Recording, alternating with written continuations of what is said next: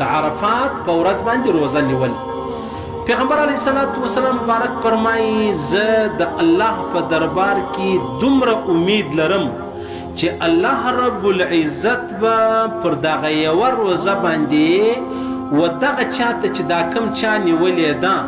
یو کال تیر سوی یو را روان، الله رب العزت د ده دپاره کفاره کړي د ده د ګناهو دپاره. د عرفات په ورځ روزه نیول نم ذوالحجه، یعنې د اختر د لوی اختر څخه یوه ورځ مخکې د الله رسول فرمایي د مسلم حدیث دی که یو سړی په دا ورځ روزه ونیسي د الله رسول فرمایي زما دا امید دی چې د تیر سوي کال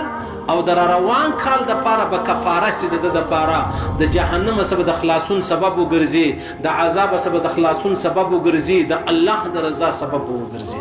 ګورئ دا ورځ دومره محترمه ورځ ده. په دې کې خاص کر بیا چې کم څوک پر کورو دي د هغو دپاره ډېره ښه خبره ده چې روزه ونیسي.